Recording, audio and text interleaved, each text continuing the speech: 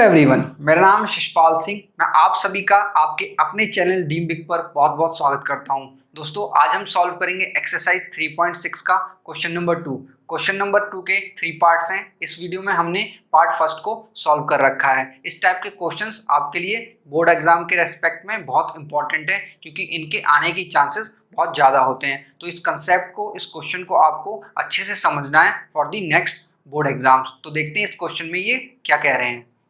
तो students, formulate the following problems as a pair of equations and hence find their solution. आपको एक given problem दे रखी है, उसके रेस्पेक्ट में आपको पेयर ऑफ इक्वेशंस बनाना है और उन्हें सॉल्व करना है। तो देखिए प्रॉब्लम क्या है।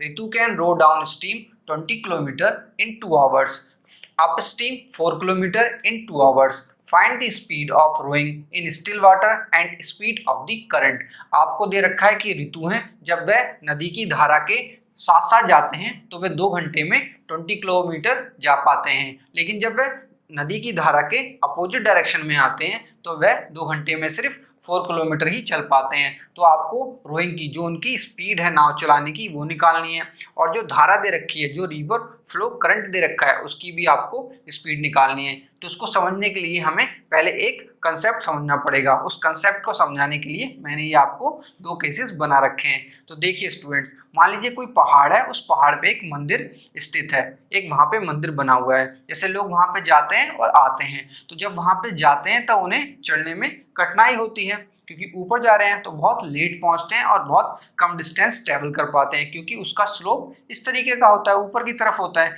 लेकिन जब वहां से वापस आते हैं, मंदिर से वापस आते हैं, तो बहुत आराम से आ पाते हैं। उन्हें लगता है कोई हमें अपने आप चला रहा है, नीचे की तरफ भागते हैं वो लोग। तो किसके कारण? वो स्लोप के कारण। फिर देखिए दूसरा केस है कि एक लेबर रोड है, बिल्कुल प्लेन रोड है, उस पर कार चल रही है इस डायरेक्शन में, और इस डायरेक्शन में विंड फ्लो हो रही है। तो जो कार की स्पीड है एज्यूम की है हमने u, और विंड की स्पीड एज्यूम करी है v। तो स्टूडेंट देखिए, जब ये इस डायरेक्शन में चलेगी तो ये विंड है इसको ऑब्स्ट्रैक्ट करेगी इसके चलने में, क्योंकि भाई विंड कह रही है मैं इस तरफ जाऊंगी, कार कह रही है मैं इस तरफ जाऊंगी। तो दोनों का टकराव होगा। जब टकराव होगा तो कुछ स्पीड इसकी कंज्यूम हो जाएगी यहाँ पे इसको ऑब्स्ट्रैक्ट करने में, तो वो हमें माइनस करनी पड़ेगी, क्योंकि वो कंज्यूम हो गई। तो u माइनस v ये इसकी स्पीड कम कर देगी, तो जो इसकी स्पीड थी u, उसमें से हमें माइनस करना होगा। फिर नेक्स्ट टाइम पे जब ये अगर इस डायरेक्शन में चलती है, जो विंड है उसी डायरेक्शन में चलती है, तो इसकी स्पीड तो कार की अपनी u है, लेकिन जो विंड है वो हेल्प करेगी इसकी स्पीड में, इसलिए हमें ऐड करनी पड़ेगी। तो इन्हीं कंसेप्ट का यूज हमें इस क्वेश्चन में करना है। तो यहाँ पे इन्होंने कहा है find the speed of rowing in still water and speed of the current. तो हमें एज्यूम करना पड़ेगा let the speed of rowing, rowing मतलब बोट चलाना, in still water be u kilometre per hour. u kilometre per hour हमने मान ली। यहाँ पे यूनिट जरूर आपको लिखना है। एंड द स्पीड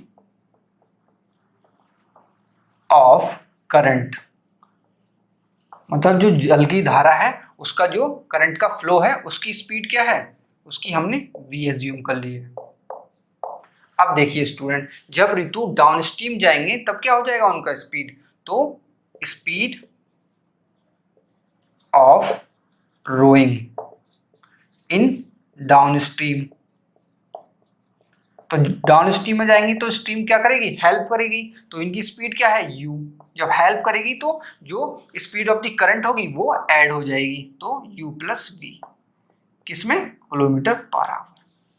फिर जब अगेंस्ट में आएंगे तब माइनस हो जाएगी, तो speed of rowing up stream.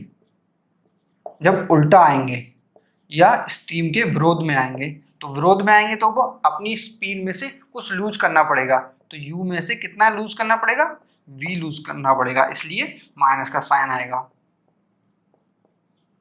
तो स्टूडेंट ये यहाँ पे लिखनी। अब हमें एक चीज और समझनी है। क्या समझना है कि स्पीड क्या होती है, is equal to distance upon time होता है।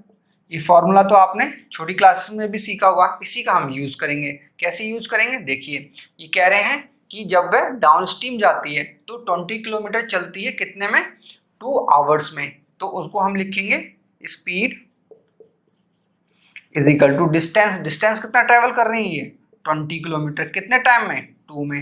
लेकिन जब वो डाउन स्ट्रीम जा रही हैं तो उनकी स्पीड क्या है u प्लस वी, तो उसको हम यहाँ सब्सटीट्यूट करेंगे, u plus v is equal to 20/2।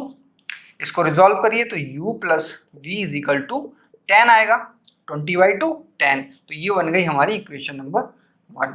इसको आप बॉक्स भी कर सकते हैं या मार्क भी कर सकते हैं। तो u प्लस वी हमारी कितने आई इज इक्वल टू 10, ये हो गई इक्वेशन नंबर 1। इसी प्रकार हम इक्वेशन नंबर 2 बनाएंगे। कैसे, जब वो अप स्ट्रीम जा रहे हैं तो वो 4 किलोमीटर ट्रैवल कर रहे हैं इन 2 आवर्स, तो स्पीड क्या है उस समय u minus v is equal to कितना ट्रैवल कर रहे हैं 4/2, 2 आवर के टाइम में। इसको सॉल्व करेंगे तो 4/2 2, तो यहाँ से हमारी इक्वेशन नंबर 2 आ जाती है। इसको भी आप बॉक्स कर सकते हैं। अब स्टूडेंट्स हमारे पास दोनों इक्वेशन आ गई हैं, u plus v is equal to 10 and u minus v is equal to 2। तो इनको हम सॉल्व कर सकते हैं with the help of the elimination method. तो देखिए student, u plus v is equal to 10 है and u minus v is equal to 2 है। तो इसको हम सॉल्व करेंगे with the help of elimination method. तो देखिए यहाँ पे प्लस वी है और यहाँ पे माइनस वी है, तो हम इन्हें डायरेक्ट ही ऐड कर सकते हैं। तो हम क्या कर रहे हैं, ऐड कर रहे हैं। तो जब ऐड करते हैं तो साइन चेंज नहीं होते, तो हमें इस बात का ध्यान रखना है। तो v और ये v दोनों कैंसिल हो जाएंगे, तो यहाँ बनेगा 2u इज इक्वल टू 12 और u बनेगा हमारा 12/2, तो u आ गया हमारा 6 kilometre per hour. That is the speed of rowing in still water. फिर यहाँ से हम v की भी निकाल सकते हैं, वैल्यू क्या रहेगी, तो हम सब्स्टिट्यूट कर सकते हैं। लिखेंगे फ्रॉम इक्वेशन 1, इक्वेशन 1 से हमारे पास क्या है u plus v is equal to 10 है। अब हमारी u की वैल्यू 6 है, उसको पुट कर देंगे। फिर यहाँ से v की वैल्यू क्या आएगी 10 माइनस 6, दैट इज v आएगा हमारा 4 किलोमीटर पर आवर। तो इसको हम बॉक्स कर देंगे। तो स्टूडेंट्स ये था आपका क्वेश्चन नंबर 2 का फर्स्ट पार्ट। अगर आपको ये सॉल्यूशन पसंद आया हो तो इस वीडियो को लाइक करिएगा और इस चैनल पे आप नए हैं तो इस चैनल को सब्सक्राइब करिएगा। मिलते हैं नेक्स्ट वीडियो में। Thank you.